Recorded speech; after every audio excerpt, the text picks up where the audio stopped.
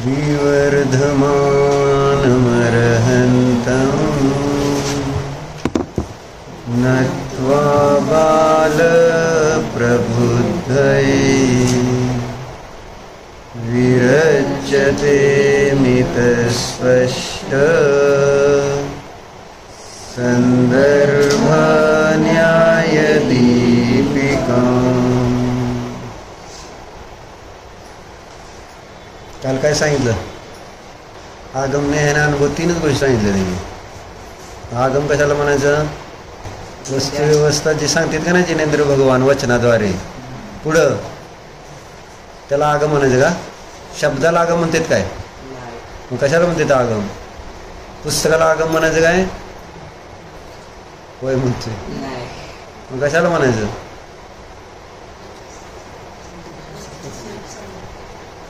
कशाला? आगम कशाचं नाव आहे? कोणत्या वस्तूला? आपल्या बुद्धीचं नाव आगम आहे असं सांगितलं. जिनेंद्र देवाने सांगितलेल्या वचनाचं जे भावार्थ रूप ज्ञान असतं त्या भावार्थ रूप ज्ञानाला आगम म्हणतात.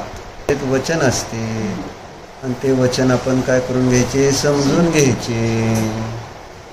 बरोबर आहे का? पहिल्यांदा म्हणजे आपल्यासाठी हे आहे अशी पद्धती जैनांसाठी. अन्यमतवादींसाठी तशी पद्धती नाही. अन्यमतवादीसाठी काय पद्धत आहे? इजुका की अगोदर युक्ती. त्यांना आगम मान्य होईल का? आपलं शास्त्र त्यांना मान्य आहे का? आणि मग त्यांचं नाही. आपण आपलं त्यांना समजावून सांगायचं तर त्यांना आधी शास्त्र वाचा म्हणून चालतंय का? आणि आमचं शास्त्र बरोबर आहे म्हणून चालतंय का? आहे का ना? तसं चालत नाही. म्हणून तर आपण बघितलं देवागम स्तोत्राची चर्चा करताना जे हेतू देऊन साध्य सिद्ध केलं जातंय ते हेत्वाभास आहेत का? देवागमन गोयान चामरादी भूतय हेत्वाभास आहेत का? आगम भाषेने आगमाच्या अपेक्षेने ते सम्यक हेतू आहेत. कारण असतं ना देवांचं आगमन वगैरे, त्यावेळेस तीर्थंकरांचा विहार होतो पंचकल्याणकामध्ये. ते सगळं पंचकल्याणक जाऊ द्या, पण तिथं समोसरणामध्ये देवाचं आगमन आहे नाही. आणि आकाशामध्ये गमन आदर आहे, चामरादी विभूती आहेत. मग हे कथन असत्य नाही आहे. हा हेतू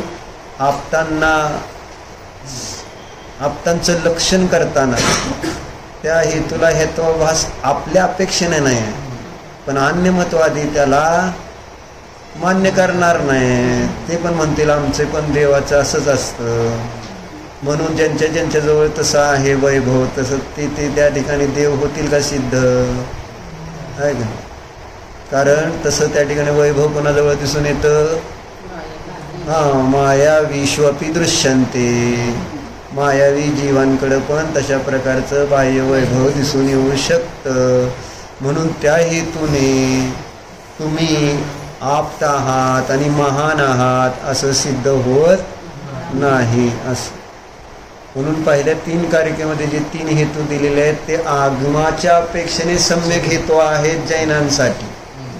परंतु अन्य दार्शनिकाच्या दृष्टिकोनातून ते हेत्वाभास ठरतात. कारण ते म्हणतील आमच्या आगमात असं लिहिलंय. मग कुणाचं आगम बरोबर? आपलं का त्यांचं? कुराण बरोबर आहे, बायबल बरोबर आहे का आपलं जैन आगम बरोबर आहे? कोणतं बरोबर असतं? का गीता बरोबर आहे? 4 पैकी कोणतं बरोबर आहे सांग? का तू जैन आहे म्हणून? तू जर मुसलमान असता तर काय म्हटलं असतं? कुराण बरोबर आहे म्हटलं असतं का? प्रत्येक जण म्हणताय माझं आमच्या धर्मात जे सांगितलेलं शास्त्र आहे ते बरोबर आहे. मग आता त्या शास्त्रात सांगितलेली जी वस्तूची व्यवस्था प्रत्येकाची वेगवेगळी आहे. मग कोणाची बरोबर मानायची? म्हणून शास्त्रामध्ये सांगितलंय म्हणून बरोबर आहे असं आहे ना, म्हणून चालणार नाही एकांताने. म्हणून अगोदर शास्त्राचं लक्षण करा. म्हणून शास्त्राचं लक्षण काय केलं? निर्दोष पुरुषाद्वारे सांगितले गेलेले वचन ज्यामध्ये युक्ती आणि शास्त्राने बाधा येणार नाही तेच वचन निर्दोष म्हटले जातात, तेच तत्व निर्दोष म्हटलं जातं. युक्ती आणि आगमाने त्याच्यामध्ये बाधायला नको. जर जे सांगितले शास्त्रात त्या विषयांना युक्तीच्या अवलंबनाने तपासायला गेलं, म्हणजे परीक्षा करायला गेलं आणि त्या परीक्षेमध्ये ते जर सिद्ध नाही झालं तर ते आगम खोटं सिद्ध होतं, असं असतं. म्हणून युक्ती आणि आगमाच्या द्वारे वचनाची परीक्षा केली गेली पाहिजे. बरोबर आहे का? म्हणून अन्यमतवादीचा आगम आणि आपलं पण आगम आहे. आणि म्हणून आपण जर म्हटलं आमच्या शास्त्रात असं लिहिलंय तर ते काय म्हणतील, आमच्या शास्त्रात असं लिहिलंय, मग कोणाचं खरं म्हणायचं असा प्रश्न येतो. त्यावेळेस न्याय म्हणजेच युक्तिशास्त्राचं अवलंबन घ्यावं लागणार आहे. आणि मग त्या युक्तीच्या कसोटीवर, जसं सोनं कसोटीवर घासून कळतं किती सोनं आहे आणि किती काय. चांदीच असते का फक्त? कॉपर सगळेच आहे. मग अजून काय काय त्याच्यामध्ये मिक्स आहे हे केव्हा कळणार? कसोटीवर घातल्यानंतर. आता कसोटी नाही राहिली, पण आता काय आहे, मशीन आहे. आता पण मशीनमध्ये कसोटीच असते ना. अगोदर त्यातला कसोटीचा एक दगड असायचा, त्याच्यावर असं घासायचं आणि मग त्याच्यावर मग ते समजायचं की हे सोनं किती टंचाचं सोनं आहे. आता बुद्धी तेवढी राहील नाही, त्यामुळे मग आता मशीनचा वापर करायला लागला.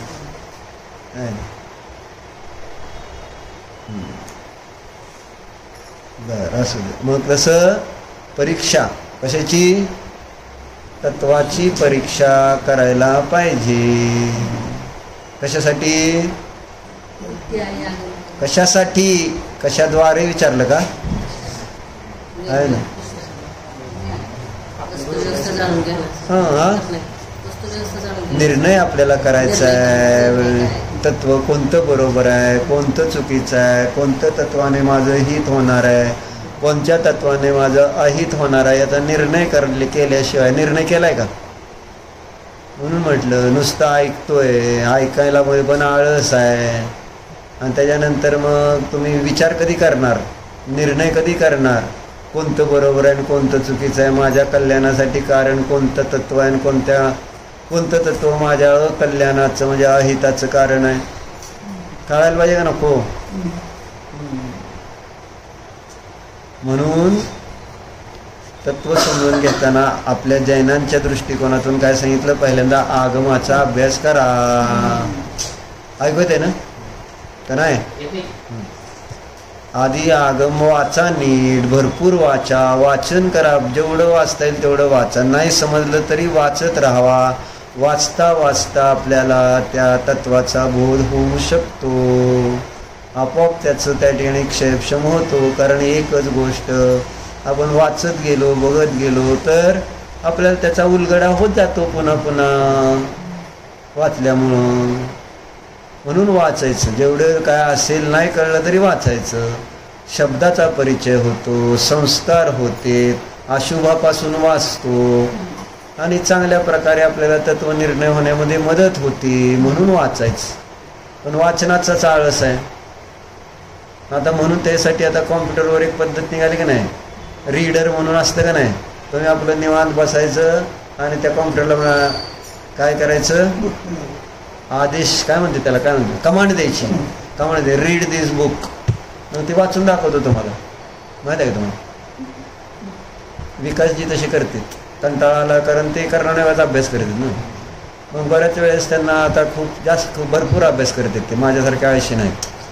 त्याच्यामुळं ते कसं कंटाळी असतोपर्यंत वाचतात आणि आम्ही कंटाळा आल्यावर वाचतो. एवढं दोघाच फरक आहे, जास्त नाही. मग ते कंटाळ्यामुळं मग काय करते, ते कमांड देऊन टाकते आणि तो तिथं ते पुस्तक PDF उघडलेलं असतं आणि ते आपलं गपचीप वाचून दाखवतं सगळं. तुम्ही फक्त गपचीप ऐकायचं. कोणतं बरं आहे, स्वतः वाचायचं का कमांड देऊन वाचायचं? पण ती तर वाचणार नाही. निदान कमांड देऊन निदान ऐका तर. निदान वर्तमानात ग्रंथ आहेत उपलब्ध, तुमच्या मोबाईलवर आहेत, द्या कमांड आणि बा ऐका रे. ऐकल्याशिवाय काय नाही. शास्त्र वाचलेलं शास्त्र जे आहे ते जरा थोडंसं कशासाठी लिहिलंय त्यांनी? आमच्यासाठी लिहिलंय ना? नाही, त्यांच्यासाठी लिहिलं वे. आपल्या सगळ्यांसाठी लिहिलेला का त्यांनी? नाही तर ती काय गरज होती का त्यांना लिहायची? त्यांचं त्यांनी कल्याण केलंच होतं की. पण त्यांना वाटलं बाबा हे मला जे कळलंय ते पुढं गेलेलं बरं. जे जिनेंद्र देवाने सांगितलं मला जे कळलंय ते त्यांनी त्यांच्या भाषेत, आपल्या रोजच्या भाषेत आपलं लिहून ठेवलं, जेणेकरून ह्याचा लाभ सगळ्याला व्हावा. मला छान वाटलं तर सगळ्याला छान वाटेल आहे ना, असं म्हणून त्यांनी ते लिहून ठेवलेलं असतं. म्हणून काय करायचं, शास्त्राचं वाचन भरपूर करा, आळस करू नका. कळलं? शाळेचा अभ्यास भरपूर करता का नाही?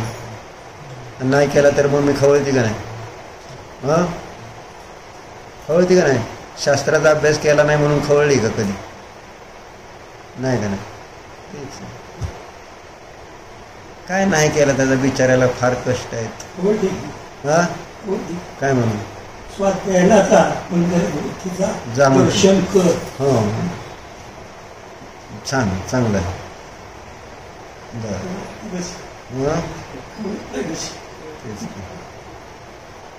मग शास्त्राभ्यास काय कशासाठी करायचा? वस्तूचं सम्यक ज्ञान होण्यासाठी, समजण्यासाठी. समजावं लागतंय म्हणून तर समयसारच्या 144 गाथेची टीकेमध्ये अमृतचंद्राचार्याने ज्यावेळेस समयसारची अनुभूती करायची कशी ही चर्चा घेतली त्यावेळेस पहिल्यांदा काय सांगितलं त्यांनी? अगोदर शास्त्राच्या द्वारे वस्तुव्यवस्थेचा निर्णय करा, श्रुतज्ञानाने शास्त्राचा निर्णय करा, आणि नंतर मग तुमच्या अतींद्रिय मती ज्ञान आणि अतींद्रिय श्रुतज्ञानाने त्या शास्त्रात जो आत्मा सांगितलेला आहे त्या आत्म्याचा अनुभव घ्या असं म्हणा. पण डायरेक्ट अनुभव घ्या असं नाही लिहिलं अमृतचंद्राने. काय पहिल्यांदा तर शब्द ब्रह्माची उपासना म्हणजे शास्त्र शेवट. बरोबर बरोबर आहे तुमचं. आत्म्याचा जन्म 5 पद्धतीने होता असं सांगितलं त्यांनी. असं त्यात का? हा मग मला समजलंय ते तुम्हाला संपास घ्यायचं ना जन्म पर काय तसे शब्द आता ते शास्त्राचा अभ्यास सांगितलाय त्यात पण असं सांगायचं शब्द ब्रह्माची उपासना. शब्द ब्रह्माच्या उपासनेने निजवैभवाचा जन्म होतो. 5 उपाय आहेत ते वेगवेगळे उपाय आहेत असं सांगायचं. एक उपाय नाही तो, 5 वेगवेगळे उपाय आहेत. वेगळे आहेत पण त्यासाठीच निजवैभवाच्या जन्मासाठी आहे पण वेगळे उपाय आहेत. हे असं इथं तसं नाही ना. हा एकच नाही घ्यायचं. इथं त्यांनी अगोदर निर्णय करा. कशाच्या द्वारे? शास्त्राच्या द्वारे. हा तसं तिथं निर्णय करा म्हणून नाही, त्यानं जन्म होतो असं सांगितलं. अभ्यास करायचा नाही असं नाही मला म्हणायचं. क्रम सांगितलाय हो इथं 142 144 गाड्या आणि तसा क्रम काय सांगितलेला नाही आहे. त्यांनी 5 प्रकारे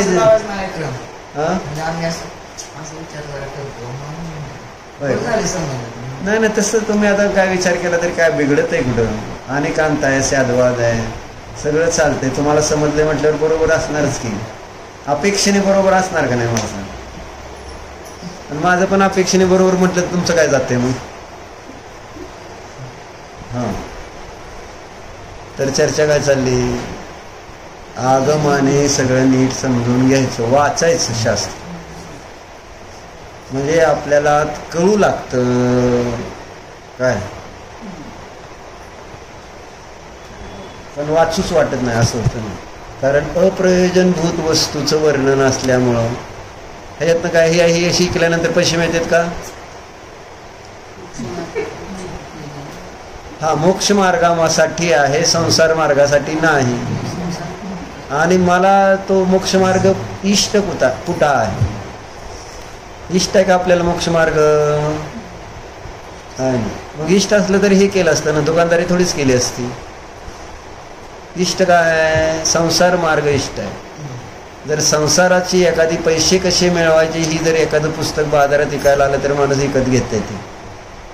कसे श्रीमंत कसे झाले, बिल गेट्स, एलन मस्कची त्याची पुस्तकं वाचाल का नाही तुम्ही? त्यांनी कसे पैसे मिळवून मोठे झाले, श्रीमंत होण्याचे त्यांनी उपाय सांगितलेले असतात. आणि इथं काय श्रीमंत होण्यास लिहिलेलं नाही ना.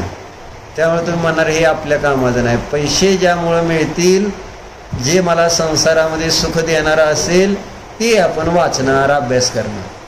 ह्यानं का आपल्याला मिळते? काहीच नाही का नाही. पण ते आत्ता नको आहे, अजून त्याला टाईम आहे. अशांती समाधानाला अजून टाईम आहे. शांती समाधान इतक्या लवकर करून काय करायचं? ते बघू, म्हातारपणी जमलं तर करू. शांतीसाठी, समाधानासाठी. ज्यावेळेस सुना ऐकत नाहीत, पोरं ऐकत नाहीत, आपल्या हातात काय राहणार नाही, त्यावेळेस शांतीसाठी काहीतरी करायचं असतं. त्यावेळेस आत्ता कोणाला काय वाटते का शांती समाधानासाठी करावं म्हणून इजुबाकी? नाही नाही, तुमचं नाही चाललेलं, शास्त्राला येणाऱ्यांचं नाही, न येणाऱ्यांचं चाललंय ना. येणाऱ्यांना थोडं सांगतोय, येणाऱ्यांना सांगतोय की न येणारे काय येत नाही आहेत. कारण त्यांना शांती समाधान आत्ता पाहिजे असं नाही. आणि तुम्ही पण का आलाय? शांती समाधानासाठी आलाय का? नाही. तुम्हाला वेळ आहे म्हणून आलाय. हो, तुम्हाला अजून चालता येते म्हणून आलाय, जवळ नातेपुतेत आहे म्हणून आलाय. अनेक हेतू आहेत त्याच्यामध्ये. हीच जर मी पंढरपूरला होतो तर त्यावेळेस किती वेळा आला सांगा बरं तुम्ही? शास्त्र ऐकायला म्हणून सांगा किती वेळा आला तुम्ही? 1.5 वर्षात शास्त्र ऐकायला मी म्हणलं. बाकी तुम्ही मग भेटायला, दुसऱ्या कार्यक्रमाला कशाला तरी आला असाल, कोण म्हणते ना. पण स्वाध्यायासाठी कोण येत आहे का? जसं ते टाकून पाण्यात.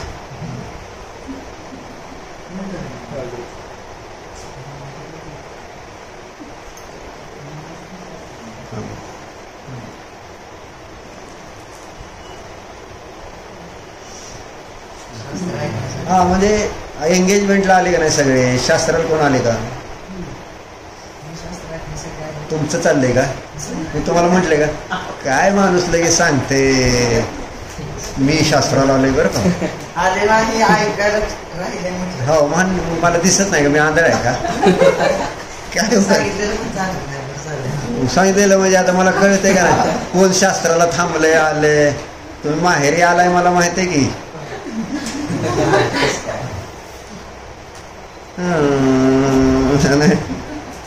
असं नाही. म्हणजे रुची कशी असते. तुम्ही पुण्याला जाता का नाही खरेदीला सोन्यासाठी? कसं काय जाता? आणि तसं तुम्ही तिकडं आलाय का कधी शास्त्राला म्हणून? फोन आल्याशिवाय कधी गेलाय का अम्मांकडं सांगायला लागलाय? हा, फोन नाही येता गेलाय का कधी? हा, कधी गेला सांगा बरं. सांगितलं बा. बरं गेला होता. कोण काय म्हणतो? काय नाही, असू द्या. म्हणजे व्यवहारात मी परवा सांगितलं तुम्ही सकाळी, कालच की सकाळी, अनुकूलता असेल, काल नाही परवा, अनुकूलता असतानाच प्रायः धर्म केला जातो. प्रतिकूलता आली तर आपण ते धर्म सोडून देत असतो. आपलं घरचं काम निघालं. प्रतिकूलता म्हणजे संसाराचं कार्य. प्रतिकूलता यायला पाहिजे असं नाही. संसाराचं कार्य कुठलं असलं तर आपण धर्म पहिल्यांदा बाजूला ठेवतो. जेवण बाजूला ठेवता का संसाराचं काम आलं म्हणून? नाही. म्हणजे बाबा नाही आता शास्त्र माझं राहतंय, आज जेवत नाही, असं होतं का? नाही का? नाही, तेच म्हणतात. पण धर्म मात्र संसाराचं काम आल्यानंतर त्याला लगेच पहिलं जर का आपल्या लिस्टमधनं कमी होत असेल यादीतलं, आहे ना, तुमची एक दिवसभराची यादी आहे कामाची, आहे ना, मग त्या कामामध्ये तुमचा धर्म आहे आणि बाकी अजून तेवढ्या दिवसभरात तुमची ती कामं होणार नाहीत, मग कोणती कामं कट करायची?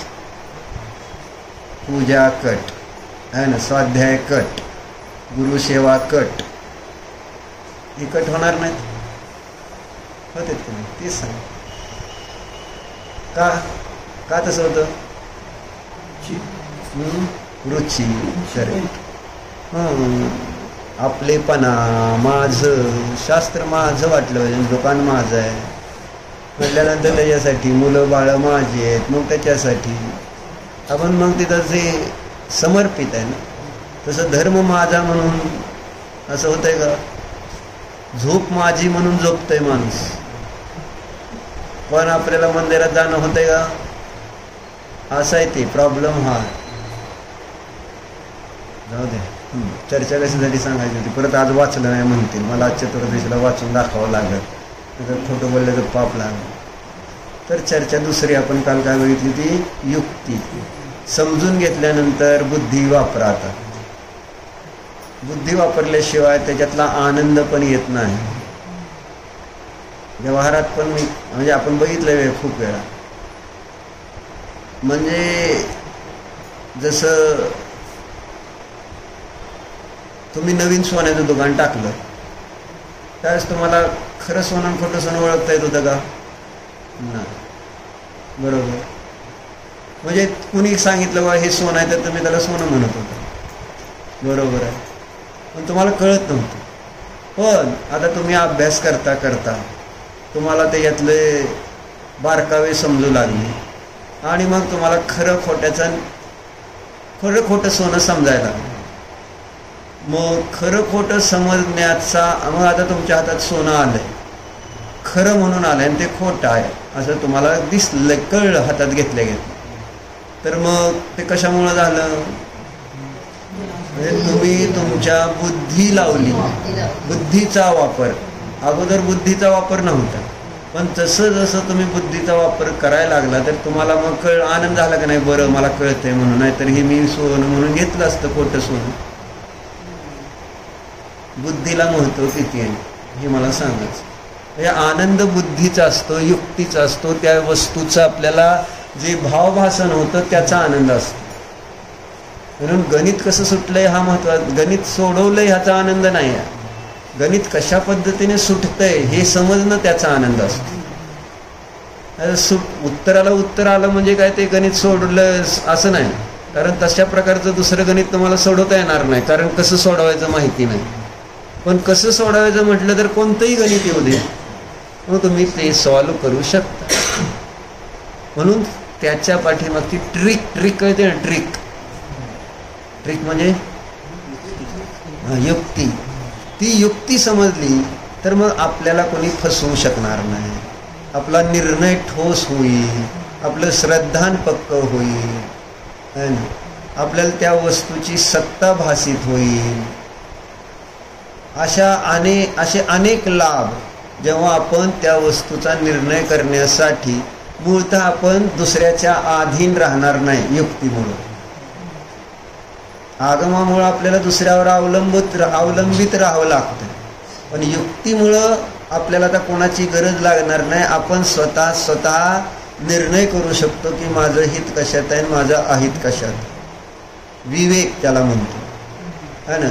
युक्ती आल्यामुळं विवेक येणार आहे आणि त्या विवेकामुळं आपल्याला हिताचा निर्णय करता येणार आहे. पण आपल्याला जर कळलंच नाही तर मग हिताला हित रूप समजून बसू, अहिताला हित रूप मानून बसू, कारण त्याच्यातलं भावच कळला नाही. आज कुणी हे काहीतरी सांगितलं तर तसं केलं, दुसऱ्याने कोणीतरी सांगितलं तर तसं केलं, आपल्याला काय करायचं हे कळलं ना, धर्म आहे म्हणजे झालं वैभवराज, एवढंच आपल्याला माहिती आहे. पण यातलं बरोबर काय चूक आहे ह्याची कधी विचार करायची पद्धत आहे का? करायचं काय प्रयोजन वाटतं का? आणि करणारे शहाणे असतात का? मग तुमच्या दृष्टीतून तुम्ही काय समजणार, हे असली परीक्षा करणारे म्हणजे त्यांना धर्मच कळत नाही. बरोबर आहे का नाही? आम्ही आपलं सगळं बरोबर करतोय, कोणी असो काय असो कसं असो, आमचं एकदम बरोबर चाललंय असं सगळ्यालाच वाटत असतं. म्हणून शास्त्र नीट वाचा, बुद्धीचा वापर करा, नाहीतर आपण त्या ठिकाणी ठगले जाणार आहोत. दिलंय सगळं, शास्त्रात नीट वाचा राव. मी काय सांगत नाही, तुम्हाला वाटेल मी म्हणतोय काय. मला काय करायचंय, माझं काम आहे फक्त सगळ्यांना व्यवस्थित ज्ञान व्हावं, श्रद्धान व्हावं आणि चांगल्या प्रकारे आचरण करून शीघ्र अतिशीघ्र काळामध्ये मोक्षाला जावं. काय दुसरं काय नाही.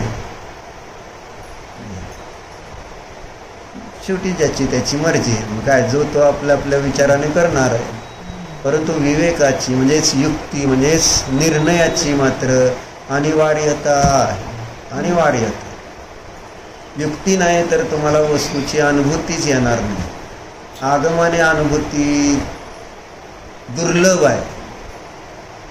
आगमाने आहे ना, अनुभव हा दुर्लभ आहे. कारण आगम हे शब्दरूप आहेत आणि शब्द आहेत, त्याद्वारे सांगितलेली वस्तू जी आहे ती आपल्या इंद्रियाने जाणली जात नाही. आपल्याला जीव, धर्म हे म्हटलं ना, कर्म हे सगळे काही इंद्रियाने समजतात का? आपलं काय पाप कर्म आहे का, पुण्य कर्म आहे का, काय चाललंय हे सगळं आपल्याला इंद्रिय ज्ञानाने कुठं कळतं.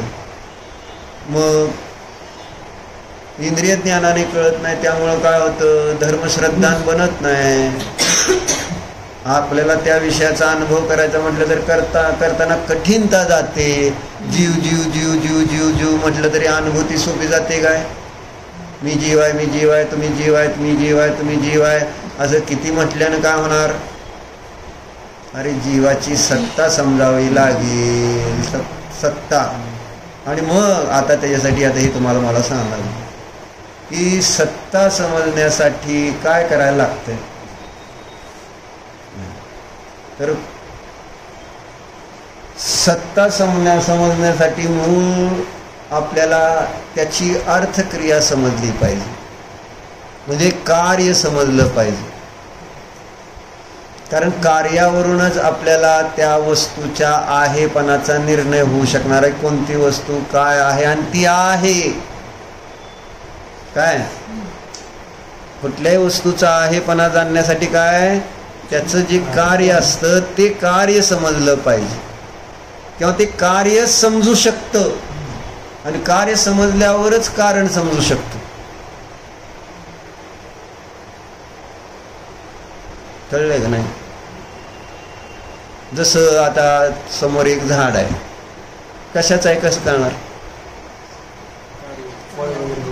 फळ जर असलं तरच कळणार का नाही? म्हणजे फळ काय, कार्य आहे. आणि मग त्याच्यावरून काय कळणार, झाड हे कशाचं आहे ना. हे आंब्याचं झाड आहे का, चिक्कूचं झाड आहे का, सप्तपर्णी आहे, कशाचं झाड आहे हे केव्हा कळणार? त्याचं कार्य.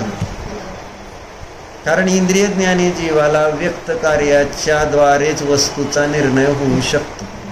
इंद्रिय ज्ञानी जीवांना, बरोबर आहे. म्हणून महत्वाचा टॉपिक कुठला आला? आधी निर्णय कशाचा करायला पाहिजे? कार्याचा निर्णय करावा लागेल, बरोबर आहे. मग कार्य ज्ञानाचा निर्णय. आता जीवाच्या दृष्टिकोनातून चर्चा करायची आपल्याला, कारण प्रयोजनभूत पहिलं तत्व येतं ते जीव तत्व आहे. मग आपल्याला बाकी नंतर समजणार आहेत हे पण महत्वाचं सांगितलं होतं. कारण जीव समजला तर आजीव समजणार आहे, जीव नाही समजला तर तुम्ही म्हटला म्हणून ते आजीव होऊ शकत नाही. कारण तुम्ही काय सगळे आहे ना, कसे असते म्हणजे आज एक आहे तर उद्या दुसरं आहे, आत्ता एक आहे तर मग थोड्या वेळाने दुसरंच म्हणणार आहे. तुमच्या काय बोलण्याला अर्थ नसतो, मानले, बरोबर आहे. काय सांगत होतो?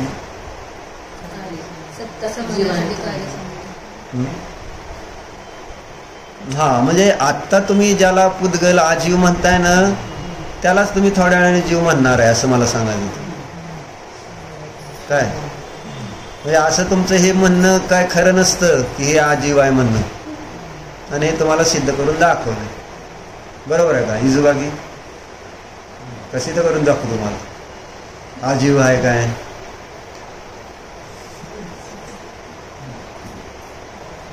म्हणजे आजीवाचा निर्णय आपला पक्का नाही आहे मला सांगायचं, कळलं का? म्हणून महाराजांनी चार्ट दिला आहे ना, कोणता तो विषय साधन फळाचा, म्हणजे विषय ज्ञान आणि ते आहे फळ, ज्यामध्ये वस्तू म्हणजे जसे शब्द आहे ते नाही. मी सांगतो, मला म्हणतो ते नाही. शब्द आहे विषय, ज्ञान शब्दाचं झालं, फळ काय? विषय शब्द आहे, ज्ञान शब्दाचं झालं, फळ काय?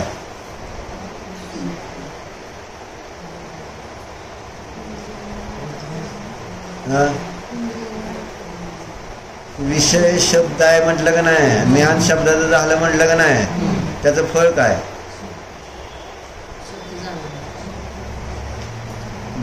फळ काय? सम्यक्त का मिथ्यात्व?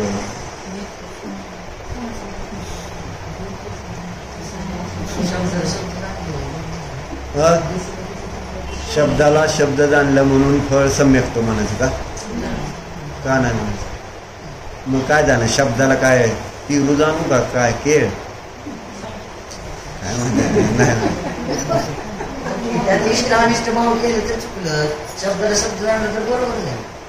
नाही, मग बरोबर आहे की मग ते आता पुढे मग ज्ञानात यायचं ना मला. शब्द हा विषय आहे ना, तो ज्ञान आणि आनंद गुणाने रहित आहे, आणि मी माझ्या ज्ञानामध्ये त्या शब्दासंबंधी ज्ञानाचं कारण आणि आनंदाचं कारण म्हणून अनुभवत असेल तर ते प्रमाणाभास ज्ञान आहे. हे चार्टचं मला सांगायचं. पण वाटताना काय वाटलं? आपण बरोबरच जाणलं असं वाटलं. शब्दाला शब्द जाणले, यात काय राहिलं? बिजू काकी सुद्धा फसल्या का नाही? बर, त्यांना म्हणायचं मी नसते फसत, तुम्ही नका मला म्हणायला, मी लय हुशार आहे असं त्यांना म्हणायचं. बर कसं काय म्हटलं तुम्ही असं? नाही, तसं नुसतं बर म्हटलं चाललं असतं की बर असं जे तुम्ही ती स्टाईल हो, म्हणजे तुम्हाला काय म्हणायचं ते आम्हाला कळलं. तर सांगायचं काय तुम्हाला येते, आम्ही कुठं काय म्हटलं. शब्दाला शब्द जाणले असं वाटतंय, परंतु आपली शब्दासंबंधीची मान्यता अशी आहे की शब्दामुळं मला ज्ञान होतंय आणि शब्दामुळं मला दुःख होतं, शब्दामुळं मला सुख होतं. ही माझी मान्यता किती टक्के आहे तपासून बघा, नाहीतर मग मी डेमो देतो.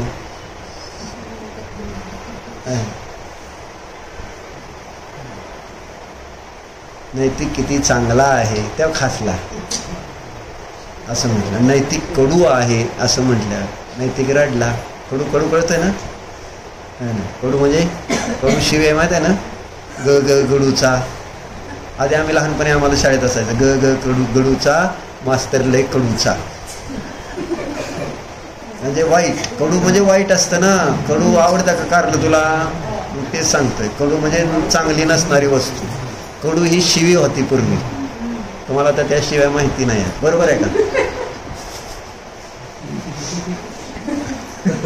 त्यांना कुठं माहिती. मग सांगायचं काय तुम्हाला?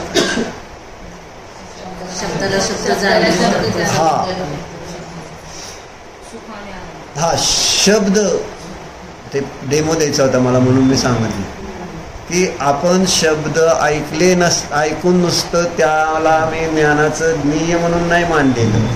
ते स्पर्श रस गंध वर्ण पुद्गल द्रव्याची पर्याय पण म्हणून मी बघत नाही आहे ना.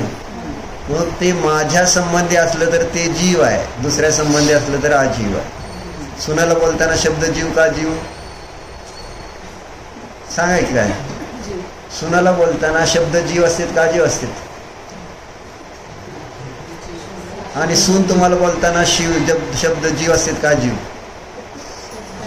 फरक पडतो का नाही?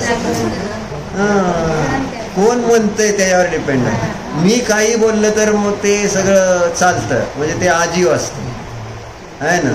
त्यांना काय होत नाही. बरोबर आहे का? पण दुसऱ्याने मला काय तेच शब्द वापरून बोललं तर मग मला त्या शब्दातला जीव कळतो. बरोबर आहे का? असं आहे ते. म्हणजे मला म्हणायचंय काय की शब्द खरं तर ज्ञेय आहे शब्द जाणण्यायोग्य मात्र आहे. ते शब्द मी करत पण नाही आहे, मी त्या शब्दाचा करता नाही आणि भोगता पण नाही, कारण पण नाही आणि कार्य पण नाही.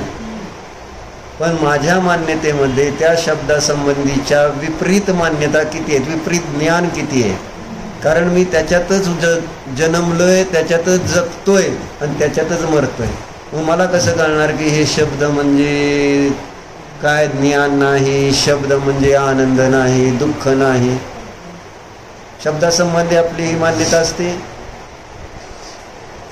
म्हणून म्हटलं आपल्याला आजीव, जोपर्यंत जीव नीट नाही कळला तोपर्यंत आजीव चांगलं कळणार नाही. त्याचा निर्णय ठोस नसणार आहे आजीव पदार्थाचा, आजीव तत्वाचा, की हे आजीवच होतं, आजीवच आहे आणि आजीवच राहणार. ह्याच्यात सुख नाही, दुःख नाही, ह्याच्यात ज्ञान नाही, शांती नाही. इतकं ठोस श्रद्धान झालं पाहिजे आजीवासंबंधी. पण होतंय का तसं ठोस श्रद्धान? म्हणून म्हटलं बदलतोय आपण. वेळ येईल तसं आपल्यात आजीवाला आपण आपल्या पद्धतीने बदल मानतोय. आत्ता आपण याला आजीव म्हणतोय तर थोड्या वेळाने त्यालाच आपण जीव म्हणायला, सुख देणारं म्हणायला आहे ना. माग पुढे बघणार आहे का? काय वैभव आजीवाला तुम्हाला कळतं का? आजीव तुमचं दुकान जीव आहे का आजीव आहे? हा, जीव आहे का आजीव आहे? काय बोलताय रा? आज दुकानातलं एक मोटर जराव तुम्ही एकतर दुसरी चुकीची देताय आणि परत म्हणताय आजीव आहे. फार त्याच्यासाठी रक्त आठवून आम्ही समोर उभारलं तरी वरडून वरडून त्याला त्याचं खोटं सिद्ध करायला बसला. बरं बाबा तुझी 1.5 घेऊन जा, माझ्या जीवाला नको त्रास करू म्हणून आपण शांततेनं देऊन टाकतोय का? नाही. कारण ते जीव आहे ना, ती मोटार जीव, त्या मोटारीचा पैसे जीव, सगळं जीव दिसतंय तिथं. असं मला म्हणायचं. नुसतं आजीव म्हणण्यात काय अर्थ? आजीव म्हटल्यानंतर त्याच्याबद्दल आपल्याला अशी एकदम उपेक्षा झाली पाहिजे, त्याच्याबद्दल विकल्पच व्हायला नाही पाहिजे आजीवासंबंधी. कारण आजीव म्हणजे ज्याच्यात चेतना नाही, ज्ञान नाही, आनंद नाही, ते आपल्याला सुख देणार नाही, दुःख देणार नाही, कायच करणार नाही. तर मग त्या आजीवाला इतकं काय पण नसतं ना. आजीवाला आजीव आपण पक्क केलं नाही आणि त्याचं कारण जीव पक्का झालेला नाही. जीवाला पक्क करावं लागेल आणि ते पक्क करण्यासाठी आपल्याला उपाय कोणता आहे? कारण जीव कळत नसतो, कार्य जीव कळला पाहिजे.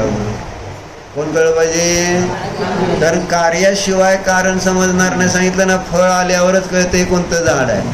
तसं इथं कार्य कोणतं दिसतंय, जाणण्याचं, पाहण्याचं कार्य दिसतंय, त्यावरून कारण काय दिसणार आहे?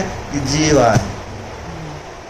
पण आपल्याजवळ जीवरूप कारणाचं जे स्वाभाविक कार्य आहे तेच नाही ना समोर. इंद्रिय गोचर नाही ना. कार्य जीवाचं जे ज्ञान आहे ते इंद्रियाने कळतंय का? का नाही कळत?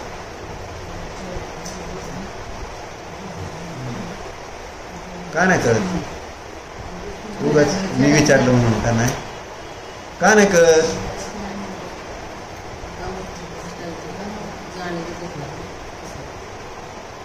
आणि देत नाही. जो कार्य जीव मी अनुभवतोय तो आहे सगळा कर्मयुक्त जीव अनुभवतो. त्यामुळं जी जीवाची चेतना आहे, जे लक्षण आहे, त्याचं कार्य जाणणे ते माझ्या लक्षात येत नाही आणि त्यामुळं मला जीवाचा निर्णय होत नाही. आम्ही कार्य जीवाची अनुभूती काय म्हणून करतोय?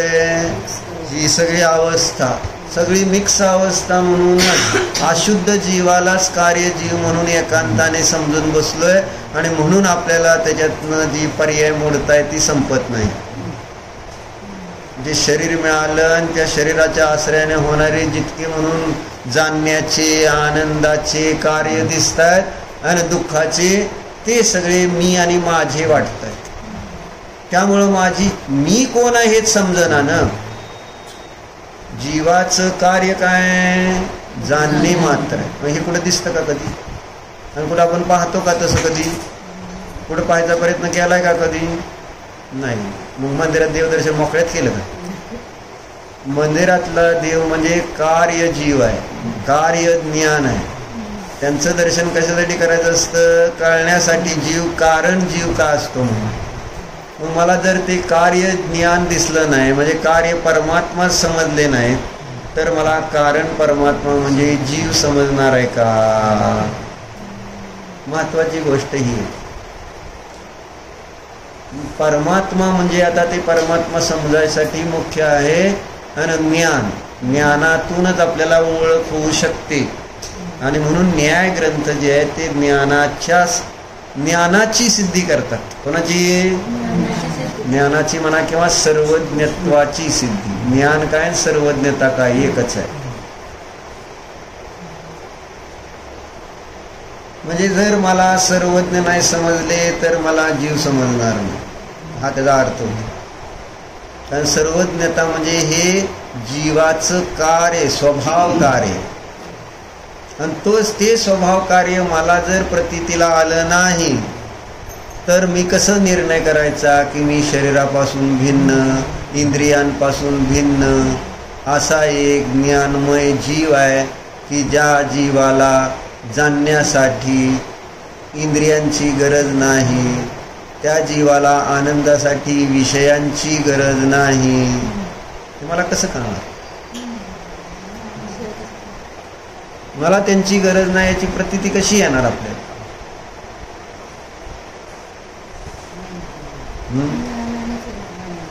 नाही, आपण जर कार्य जीव नाही समजला तर सांगतोय आपल्याला हे कळणार कसं की मला यांची आणि आवश्यकता नाही, मी माझा स्वभावच ज्ञान आहे आणि त्याद्वारेच मी जाणतो, याच्यावरचा विश्वासच उडालाय आपला. म्हणून तर आपल्याला परिग्रहाची अनिवार्यता भासित होते. कारण परिग्रहाशिवाय मला ज्ञानच होत नाही, माहित आहे. आपल्याला वस्तूची गरज वाटते ज्ञानासाठी. वस्तू नसेल तर मला ज्ञान कसं होणार? माझ्या ज्ञान स्वभावावर विश्वास बसत नाही. मी जीव आहे आणि तो ज्ञानाचा पिंड आहे आणि त्याची अर्थक्रिया जाणणे, ती होत असताना त्याला कोणाची आवश्यकता जगातली नाही, असं वस्तू स्वरूप आहे. मग त्या कार्य ज्ञानाचा निर्णय होतोय का? मग त्या कार्य ज्ञानाचा निर्णय कसा करायचा हा प्रश्न येतो. मग त्यावेळेस आचार्य म्हटले कार्यज्ञानासाठी आहे ना, इथं त्यांनी दिलं काय दिलंय? सामग्री विशेष विश्लेषिता, सामग्री विशेष विश्लेषिता अखिलावरण मतींद्रिय मशेषतो मुख्यम, असं सूत्र आहे. अर्थ त्याचा आहे, द्रव्यादि सामग्री विशेष के द्वारा नष्ट हो गए हैं संपूर्ण आवरण जिसके, ऐसे अतीन्द्रिय तथा पूर्ण ज्ञान को मुख्य प्रत्यक्ष कहते हैं. काय म्हणले? द्रव्यादि सामग्रीच्या द्वारे, विशेष सामग्रीच्या द्वारे काय झाले? नष्ट झालेले आहेत आवरण ज्यांचे, अशा त्या ज्ञानाला काय म्हणतात? अतींद्रिय प्रत्यक्ष किंवा मुख्य प्रत्यक्ष म्हणतात. हे अतींद्रिय प्रत्यक्ष म्हणजे अतींद्रिय ज्ञानाची सिद्धी होणं महत्वाचं आहे, तर जीव स्वभावाचा निर्णय होईल. म्हणजे अतींद्रिय ज्ञान ही जीवाची मूळ अर्थक्रिया आहे. सिद्धम काय सांगतो म्हणून मी मग सांगत नाही, जुक्ती ती माणसाचं सांगायला लागलं. आणि ही जो काकी म्हणते तुम्ही काय सांगायला लागला इकडे, तुम्ही हे अशी जुक्ती ती पोरं लय तसं तत्व सांगायला लागलं. बरं का? चेहरे बघा सगळ्याचे, काय सांगा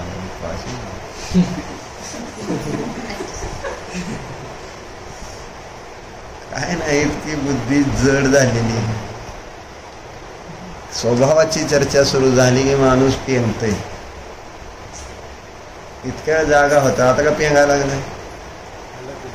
तेच की म्हणतो आम्ही बी झोपलो नाही, तू काय एकटाच झोपला नाही. सगळे बरेच जण झोपलेले नाही त्याच्यातले. त्यांना पण झोपायचंय, पण आता काय आहे, त्यांना कळलंय झोपलं तर चालत नाही. तो अजून नवीन आहे.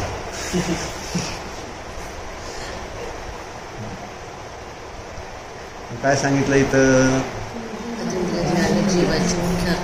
अर्थक्रिया म्हणजे तुम्हाला जीव समजायचा आहे ना, तर अतिंद्रिय ज्ञान समजावं. कारण अतिंद्रिय ज्ञान कार्य आहे.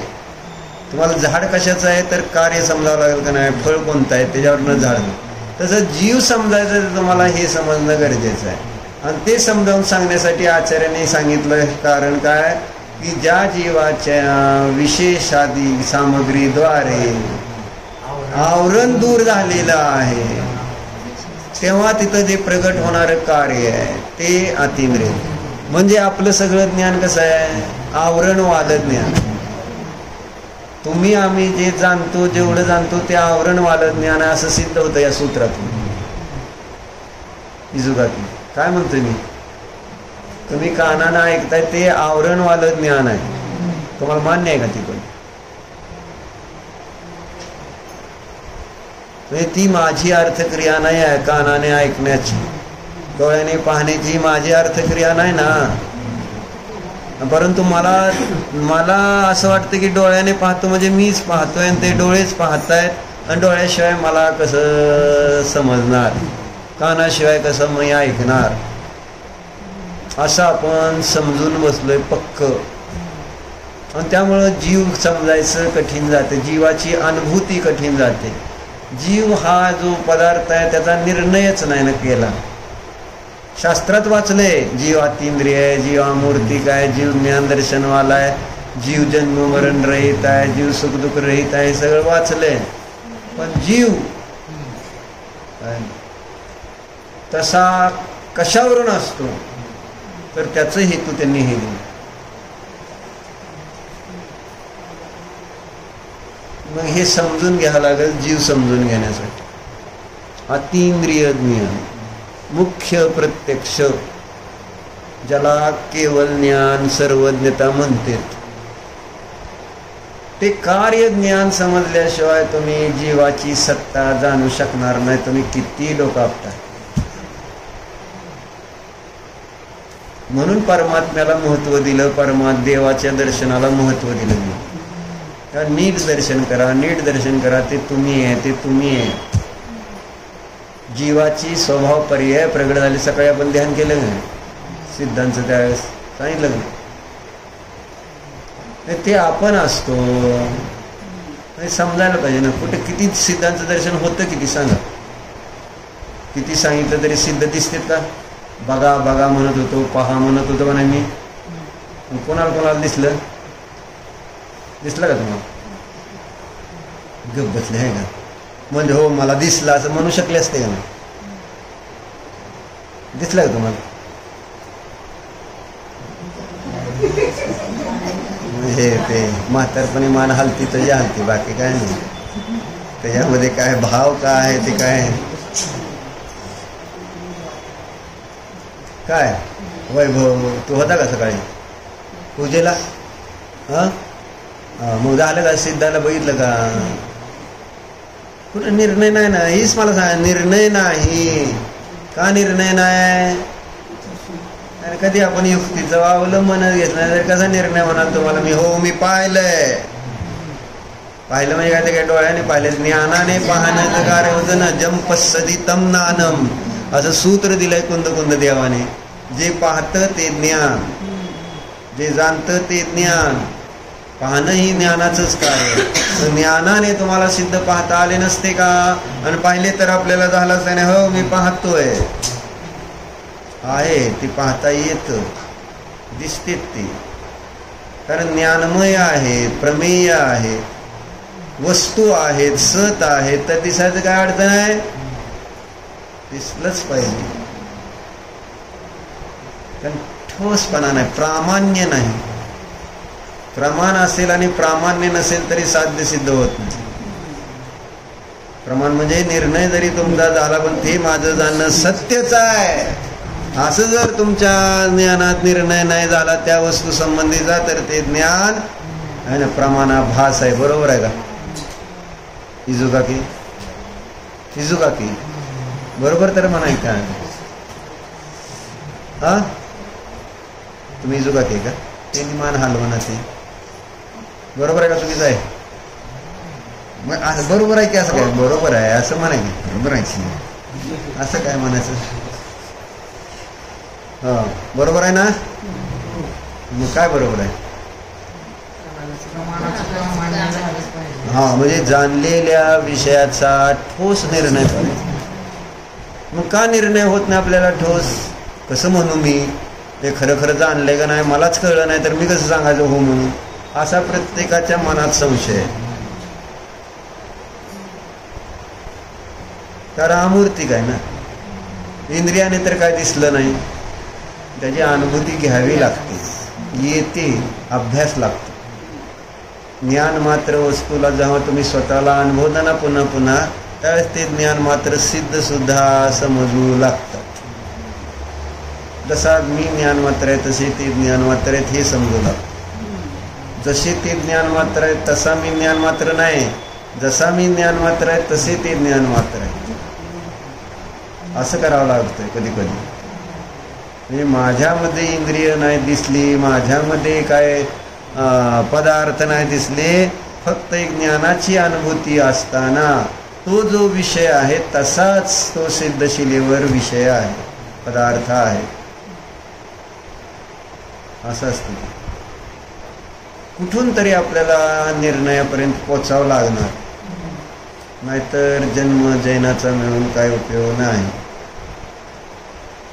शीतल काका म्हणते मला, तुम्ही सांगत होता असं मला अनुभूती येत होती असं म्हणत होते. मला अशी मी त्यांच्याजवळ बोललो, त्या शब्दाने असं एक मला आतमध्ये असं असं एक शब्द आहे का असून तिची प्रचिती ज्ञान आणि हा अनुभवाचे हे त्यांनी मला सांगितलं. कळलं? असं पण सांगितलं का मला?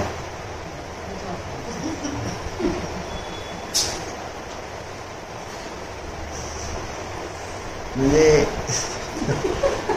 असं थोडंसं संशयात्मक. बरोबर आहे का वैभव? म्हणजे आपल्याला अभ्यास करायची गरज आहे.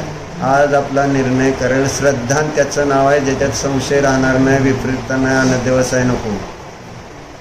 त्याचं नाव प्रामाण्य आहे. म्हणून अभ्यास करा. हो ना, येतं पण अभ्यास करावा लागतो. तुम्हाला आज म्हणजे सुरुवात तर झाली, तुम्ही कुठेतरी विचार तर करू लागलाय. कोणालाही विचार पण करायला मिळत नाहीत, ऐकायला पण मिळत नाही. सगळेजण आपल्या आपल्या धुंदीत आहेत. आणि इथं महाराजांनी आपल्याला शिकवलंय काय पद्धत आहे, कशी आहे, त्याचे प्रयोग करायला आपण प्रयत्न करतोय तर आपल्याला कळणार आहे. जे प्रयत्न करणार आहेत त्यांनाच कळणार आहे. नाहीतर मग कशाला ध्यान करायचं आहे, कशाला सामायिक करायचं आहे. प्रत्येक समायाला सामायिक असतंच की. कारण आता एक गुन्ह्याला ते आलते सुमती प्रकाश, आणि मग ते 3 दिवस राहिले असतील तिथं. मग त्यांचं म्हणताना मग आपलं ह्यांनी सांगितलं गुन्ह्यावाल्यांनी आपल्या, किंवा आम्ही ध्यान करतो, सामायिक करतो. सामायिक तो हर समय चलता है. म्हणजे काय मग त्यांनी सांगितलं, अहो आम्ही सामायिक बसतो त्यावेळेस आम्हाला कळतं म्हटले, काय विकल्प येत आहेत, काय आत्म्याचं चिंतन चालतंय हे आम्हाला कळतंय म्हटले. सामायिक असं वेगळं करायचं नाही, ध्यान असं वेगळं नाही. आणि त्या पंडितांनी परवा छोट्या चणीचे काय नाव त्यांचं आलेले नंदकुमारजी, नंदकिशोरजी, त्यांनी सांगितलं जितू भाई जो बताते हो ध्यान नाही आहे असं सांगितलं होतं. एक दिवस प्रवचनात शेवटचं द्रव्य सांगितलं. त्यांनी मला सांगितलं तुम्ही नसता, तुम्ही नव्हतं त्यात माझं काय दोष? नाही सांगितलं का म्हटलं मग? हा असं म्हणा की नाही सांगितलं म्हटल्यावर असं त्यांनी मला सांगितलं जितू भाई जो बताते हो ध्यान नहीं है ऐसा मैंने आज प्रवचन में बताया. लय मोठा त्यांनी लावला आहे, काय म्हणते त्याला, दिवा. अरे एक ध्यान का ना नेटन मा चिट्टन मा जंपन मा चिंतन नुसतं मोकळ्यात बोलून होतं काय? अरे बसा रे, ध्यानाला बसल्याशिवाय कळत नाही की ध्यान काय असतं. त्या ध्यानाची अर्थक्रिया त्यांना कळत आणि नुसतंच मग अशा गप्पा मारत बसते. म्हणून सांगतोय आपल्याला प्रयोग करायची भाव पण आहेत, त्यांच्याकडे प्रयोग करायची विधीच नाही. ते म्हणते तसं नसतंच, होत नाही म्हणा एक तर, म्हणजे होत नाही ते नंतर. आणि असं जे तुम्ही करताय हे ध्यान नसतंच. ध्यान सहज होत आहे, सोना सहज होता है ना झोपणं, तसं ते ध्यान सहज होता है, कुछ नहीं करना पड़ता है उसको. करोगे तो ध्यान नहीं होगा, अशी एक सिस्टीम आहे. कुणाला ध्यान आहे ना, महाराजांना तुम्हाला गृहस्थाला ध्यान द्यायचं नाही आणि ह्यांना सांगायचं तुम्हाला ध्यान का ध्यान नसतं, म्हणजे होतच नाही, तुम्ही करू शकत नाही. ती सहज असतं, सहज असतं, करायचं नसतं. अरे करायचं नाही म्हणजे काय, पुरुषार्थ काय नाव दिलाय आचार्याने, ध्यानाचा पुरुषार्थ सांगितलाय. असं होतंय. मी ते कशासाठी सांगतोय, आपल्याला निंदास्तुती काय करायची नाही कोणाची. महाराजांनी जे सांगितलंय बाबा तुम्हाला मिळालंय असं मला सांगायचं. म्हणजे पूजेमध्ये कसे प्रयोग करायचे आहे ना, सामायिकाला बसून कसं आत्म्याचं चिंतन करायचं, त्यामध्ये आपल्या आत्म्याचा प्रत्यक्ष अनुभव कसा करायचा, त्याच्यात प्रामाण्य कसं पाहिजे, हे माझं जाणलेलं सत्य आहे. हे कुठंतरी आपल्याला पॉझिटिव्हली पुढं चाललो आपण. लक्षात घ्या गोष्ट, फार महत्वाच्या गोष्टी आहेत. स्वतःकडे पुरुषार्थ लावला तर बाहेरचे विकल्प येतात आणि असं सहज ध्यान कसं होईल आहे का नाही. मला सांगून काय त्यांना सांगायला, तुम्हाला बोलू का त्यांना, सुमती प्रकाशला त्यांना म्हणायचं तुम्ही असं मला जसं सांगताय ना उपयोगपूर्वक, असं होत नाही विकल्प येतात आणि त्याच्यासमोर पण म्हणायचं असं होत नाही. तुम्ही काय पंडितजी सांगायला लागलाय, रेकॉर्डिंग करा. किती रेवतीत आहे ना ते पुती पाठवून देऊ आपण त्यांना. कोणा तुमचंच की मग चाललंय काय, मी काय माझं सांगतोय का, पंडितजीला सांगावं लागेल ना.